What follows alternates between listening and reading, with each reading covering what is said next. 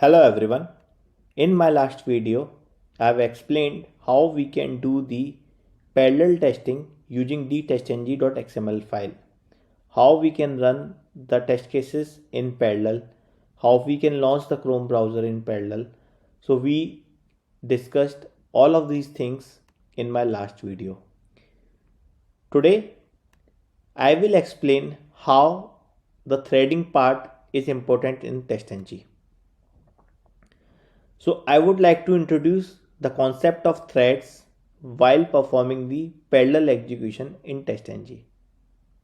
Threads in parallel testing refers to different parts in which the test execution will be divided and run parallelly. Okay.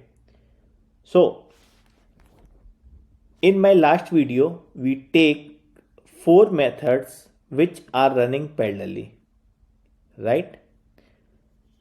So it means there are 4 threads which are running in parallel. Okay. But suppose there are 10 methods, means 5 methods in this class and 5 method in parallel testing 2 class. Okay.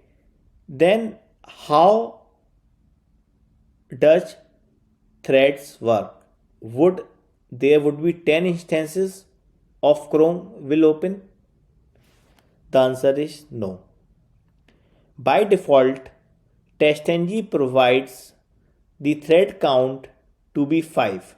It means if you have not defined any attribute in the XML file, then it would open maximum 5 instances of the program. We can also see this using practical. Let me add 2 more test cases in this. I am writing learning parallel method C, launch U2 1. So now we have 3 methods in parallel testing 1.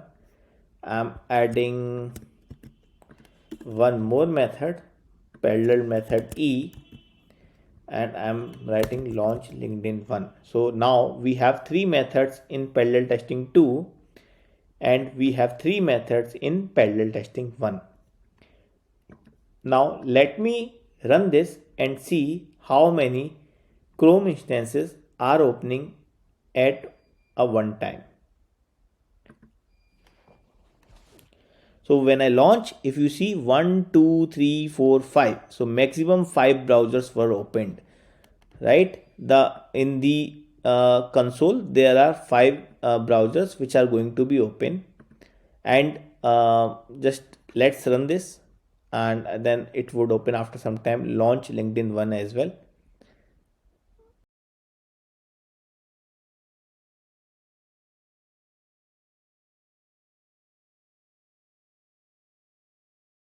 You can see LinkedIn 1 was launched at a later stage.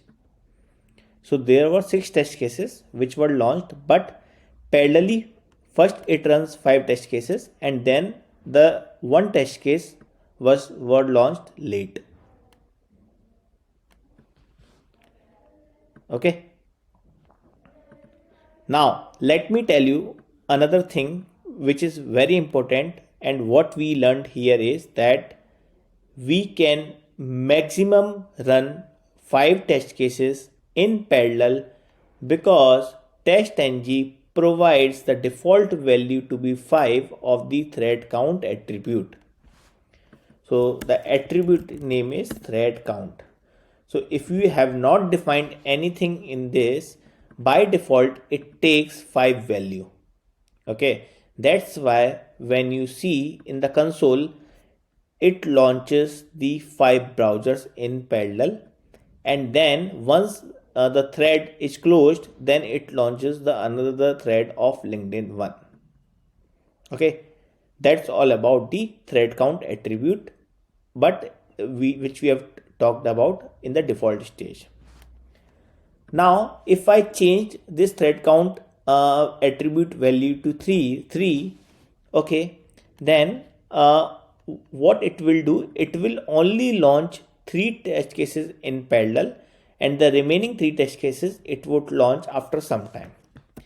Okay, when I'm saying after some time, it means that once the previous threads were closed, then it will launch those test cases. Now I'm running it again to see. Just look to the console. So it launches only 3 things: YouTube, YouTube 1 and Google. Let's look to the console to understand it better. Once the browser would be closed after doing the execution, it will launch the another thread. So it launches Gmail, LinkedIn and LinkedIn 1.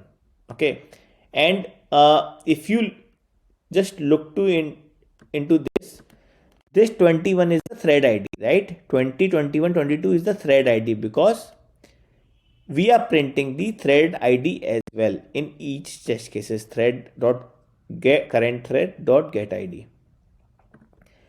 And if you just look to this, 20, 21, 22 is the thread ID, and once the browser once the thread is free, 20, 21 and 22, it uses the same thread ID to launch the other 3 browsers: launch Gmail, launch LinkedIn and launch LinkedIn 1. Okay, so that is the purpose of thread count attribute. I hope everyone understood this.